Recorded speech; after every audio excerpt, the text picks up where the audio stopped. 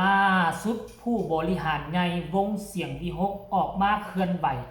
ต่อซีสมาชิกซีนักห้องขอยุติบทบาทพร้อมด้วยเหตุผลของแต่ละคนบอสนกออกมาชี้แจงละเอียดยิบสบายดี FC แฟนคลับทุกทานมาพบมาพ่อกันคลิปนี้มีเรื่องราวข้อมูลข่าวสารจากแวดวงการหมอลำโดยเฉพาะก็คือวงเสียงวิหกนกพงศกรซึ่งเป็นวงหนึ่งที่มีกระแสชื่อเสียงโด่งดังอยู่เป็นเบอร์ต้นๆของเมืองไทยอีกวงหนึ่งก็แล้วกันท่านผู้ชมเนาะที่ผ่านมาในฤดูกาลที่ผ่านมาในสร้างสรรค์ผลงานค่อนข้างว่าเตะตาเตะใจเนาะมีเจ้าภาพเจ้าการเจ้างานจองคิวข้ามปีก็มีจนได้สร้างตั้งวงใหม่เข้ามาหับไส้พ่อแม่ประชาชนเนาะก็ถือว่าเดินไปด้วยดีทั้งสองวงเลยแต่ว่าสิ่งที่พวกเขาบ่คาดคิดบ่คาดฝันนะมันก็มีในฤดูกาลนี้ถามว่าฤดูกาลที่ผ่านมามีบ่ปีแล้วนี่มีเนาะแต่ว่าปีนี้ก็มีเช่นเดียวกันแต่ถ้าหากว่าเอาวงเสียงวิหกไปเทียบใช้กับวงอื่นก็คือเปอร์เซ็นต์ของศิลปินลงนี่น้อยยังว่าน้อยปีนี้เพออาจจะมี4คนแต่ก็บ่แน่ใจได้หากระพิดฤดูกาลมาเป็นมื้อที่4บ่30โอ้ก็หลายมื้อเลยเนาะพิดฤดูกาลของเสียงวิหกนี่วันที่เท่าไหร่ก็ข้าค่อยจำบ่ผิดนะวันที่เท่าไหร่บ่ค่อยจำบ่ผิดท่านผู้ชมเอาละแต่ก็บ่สนใจอย่างน้อยๆก็มีคนลาลงแล้วแหละ4คนแต่ว่า4คนนี่พวกเจ้าหลายคนก็สังเกตขั้นถ้าหากว่าเป็นวงอื่นมีคนลาลงมีคนขอลงโซเชียลนี่แตกกันเป็นบึ้มบั้มบึ้มบั้มบึ้มบั้มเลยแหละพอทุกครั้งมีคนลงจากวงก็คือทางวงนี่จะสาดแนวเสียหายใส่กับศิลปินย้อนแนวนั้นแหละย้อนแนวนี้แหละวงบ่ต่อสัญญาเพราะนิสัยเป็นแบบนี้แหละนิสัยแนวนั้นแหละกินเหล้าเมายามักขาดการขาดงานแหละเป็นแบบนี้นะที่ผ่านมาค่อยๆเห็นบางวงไหนบ่ค่อยมีวงใดที่ลูกน้องลงแล้วแบบลงแบบชื่นมื่นนะ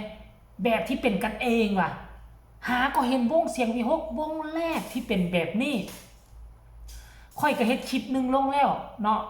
เฮ็ดคลิปนึงลงไปแล้วแต่กะมีบอสนกพงศกรซึ่งเป็นหัวหน้าวงออกมาเคลื่อนไหว40นาทีที่ผ่านมานี่ทุกคนโอ้ยยุ่งหลายแต่เป็นสิตกดินแล้วยุ่งหลายเนาะเพิ่นก็มาคอมเมนต์เพิ่นก็มาเคลื่อนไหวแล้วนี่พร้อมกับเอารูป4ท่าน4คนนี่ลงพร้อมด้วยเหตุผลของ4คนนี่เอามาฝากว่าแต่ละคนมีเหตุผลว่าจังไดเนาะ มาฟังกันเลยที่หนึ่งสันเดผู้ที่หนึ่งคือพี่ปานกับหมายถึงแม่ปานดำค่ำคูนยายคนหนึ่งของน้องอายนั่นเองพี่ปานต้องไปดูแลน้องปริมว่าซั่นเลยต้องอยู่กับครอบครัวมันเป็นเรื่องที่น่ายินดีติดตามต่อที่เสียงสะกิดใจโอ้หมายว่าแม่ปานดำนี่เนาะจะไปอยู่เสียงสะกิดใจอนาคตเนาะต่อมากับน้องหมูยองพักสุขภาพบ่ค่อยดีหากแข็งแห้งแล้วอยากกลับมาลำแฟนๆรอติดตามตอนต่อไปโอ้แสดงว่าหมูยองนี่บ่มีวงใดเทื่อพักพรเพราะว่าบ่สบายอาจจะกลับมาเสียงปี6อีกตืมก็เป็นไปได้คันท่าเว้าแบบนี้นะ ผู้ต่อมาก็คือว่าเบาแม็กเนาะอ้ายเลยขอพักว่าซันเดย์บวนเบาแม็กอ้ายอยากห้องบ่แม่นเนาะเบาแม็กอ้ายอยากร้องเป็นหมอลำตอนนี้ได้เรียนรู้แล้วก็ได้ลองแล้วอ้ายเลยขอพักห่างกายไปด้วยหากเส้นทางของอ้ายอยู่ในแวดวงบันเทิงฝากแฟนช่วยสนับสนุนเส้นเดิมว่าสันโอหมายความว่าความฝันของแม็กนี่นะอยากเป็นหมอลอกหมอลำในที่สุดก็ได้มาลองเป็นได้อยู่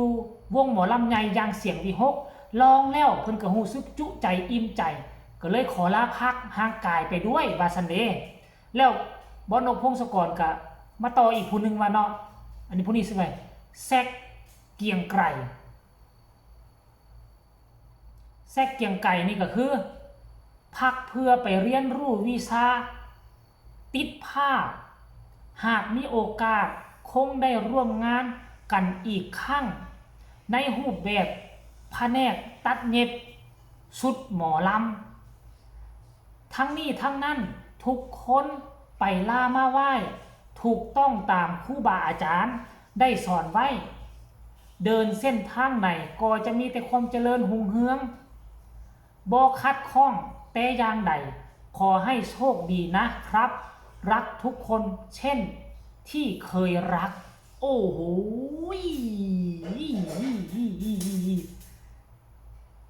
คือได้ใจเว้าตามซื่อ4คนลงไปคันมาเห็นบอสนกพงศกรโพสเคลื่อนไหวแบบนี้นะพ่ออยากห้องให้กลับคืนมาอีกตื่มพุ่นน่ะอยากห้องให้กลับคืนมาอีกตื่มน่ะค่อยบ่เคยเห็นหัวหน้าวงใดที่อวยพรลูกน้องที่ลงจากวงได้มวลไพเราะสนอหูแบบนี้จากวงอาจจะมีแหละแต่ค่อยบ่ฮู้บ่เห็นเด้เพราะค่อยบ่ค่อยติดตามมีประมาณ3วงเท่านั้นเด้อค่อยติดตามมีประมาณ3วง3-4วงเท่านั้นค่อยติดตามแล้วค่อยก็เลยบ่ฮู้ว่าหัวหน้าวงอื่นๆเป็นแบบนี้บ่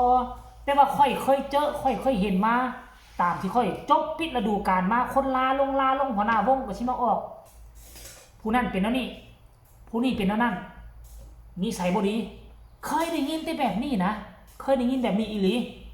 มันอาจจะมีแหละวงอื่นๆก็จะเป็นแบบนี้แต่ว่าหากเห็นวงเดียวคือบอสนกพงศกรวงเสียงที่6นี่โอ้ถือว่าเป็นพ่อพระอีหลีคนมาลาลงแบบไปลามาไหว้